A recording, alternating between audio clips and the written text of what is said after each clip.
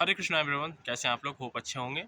आज की इस वीडियो में हम लोग बात करने वाले हैं कैसे क्वांटिटेटिव एप्टीट्यूड सेक्शन में 99 परसेंटाइल स्कोर किया जाए। ठीक है, तो सबसे पहला चीज़ that I will say, right mindset is important.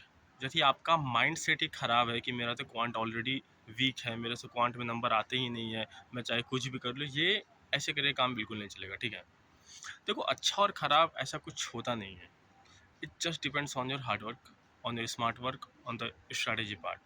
Cat में 24 क्वेश्चंस आते हैं, उसका ब्रेकअप समझो। अरिथमेटिक के 8 से 10 क्वेश्चन आएंगे, अलजेब्रा है, ज्योमेट्री के 3 से 5 आ सकते हैं, नंबर सिस्टम के 3 से 5 आ सकते हैं, मॉडर्न मैथ है, राइट।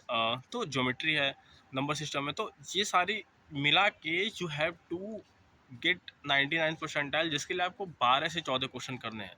यदि आपने कर लिए, डन, 99 परसेंटाइल से कोई रोक नहीं सकता। ठीक है, अब बारी आता है कि आप लोग कैसे करोगे, राइट। क्वांटी में आप लोग पढ़ रहे हो तो मे बी नंबर नहीं आ रहे, मॉक्स में नंबर नहीं आ रहे हैं, या कॉन्फिडेंस बिल्ड नहीं हो पा रहा है। तो देखो, एक बात सबसे इंपॉर्टेंट क्या है ना, आप लोग जब पढ़ रहे हो तो मेक श्योर कि आप लोग कॉन्सेप्ट्स को देखो।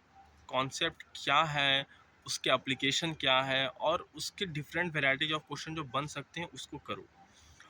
केवल वीडियोज मत देखो, राइट। सपोज आपके पास 3 घंटे आप दे रहे हो क्वांट्स में, ठीक है। 3 घंटे में 1 घंटे वीडियो देखो तो 2 घंटे अपने से पढ़ो। मेक श्योर कि आप लोग right study material, right content को पढ़ाई कर रहे हो। और हर एक का जो चैप्टर रहता है, ठीक है, आपके अंदर कंसिस्टेंसी और right amount of effort in each chapter is really important. Suppose करो आप लोग अरिथमेटिक से स्टार्ट करना चाहिए, ठीक है। If you are studying for quants, then you should start from arithmetic, then number system, then geometry, and then algebra, and then modern math, right? So let's say you are studying for arithmetic, so first thing you should study number system, sorry, percentages, and then ratio proportion. अब देखो, percentages में you should solve somewhere around two 100 questions, then mock test दो, sectional mock test percentages का। और जब बात TSD की आए, टाइम स्पीड डिस्टेंस की, तो टाइम स्पीड डिस्टेंस में आपको 200 टू 250 क्वेश्चन सॉल्व करने चाहिए, ठीक है। गिवन कि you have started studying from month of April only, right, from 1st of April, तो आपके पास टाइम है। और डेडलाइन सेट कर लो कि मुझे ये चैप्टर इतने दिन में करना है। अदरवाइज यदि आप डेडलाइन सेट नहीं करते हो तो फिर वो 1 दिन, 2 दिन, 5 दिन हमेशा बढ़ते रहेगा, ठीक है। तो मेक श्योर कि जैसे परसेंटेज चैप्टर है तो उसके लिए डेडलाइन सेट कर दो 5 दिन, ठीक है। 5 दिन में हम लोग वीडियो देख के उसका सारे क्वेश्चन कर लेंगे, और छठा दिन उसका टेस्ट भी देंगे, ठीक है। टेस्ट देना काफ़ी इंपॉर्टेंट है। अब देखो, ये आपको हर एक चैप्टर में करना है, right. Each and every chapter that you study, make sure basic पढ़ो, क्वेश्चंस लगाओ, मॉक टेस्ट दो। मॉक टेस्ट में इंपॉर्टेंट है एनालाइज करो उसको, बहुत इंपॉर्टेंट है। मैं अपने सारी गलतियों को लिखा करता था कि भैया मैंने मॉक टेस्ट दिया, लेट्स से कि मैंने ज्योमेट्री पढ़ा, ज्योमेट्री में कौन सा टॉपिक से मैं चूक रहा हूँ, राइट।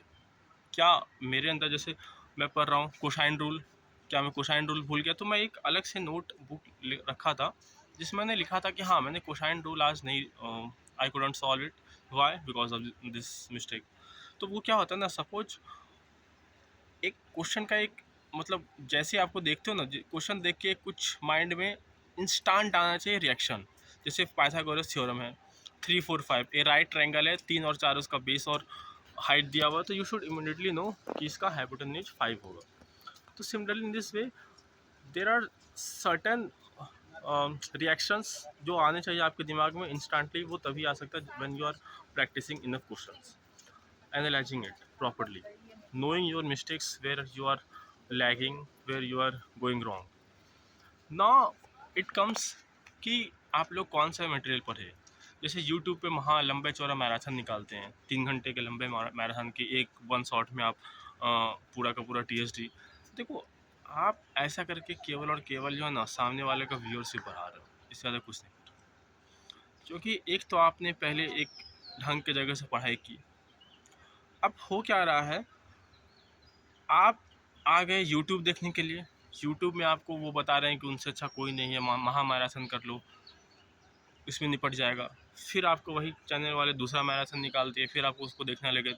इससे केवल और केवल तुम्हारा टाइम बर्बाद हो रहेगा। प्रिपरेशन ऐसे नहीं होता है कि आप वीडियोस देख रहे हो, वीडियोस देख रहे हो, वीडियोस देख रहे हो। एक बार वीडियो देखो, प्रॉपर नोट्स सारे क्वेश्चन के बनाओ, चाहे जो भी टाइम लगे। ऐसा उस टाइम फील आता है कि यार वीडियो देख ही रहे हैं हम लोग, नोट्स बनाने की क्या जरूरत है, टाइम बर्बाद होगा उसमें। देखो ये टाइम बर्बाद नहीं होता, ये टाइम का यूटिलाइज है। सबसे पहले समझो टाइम बर्बाद कब हो रहा है ना।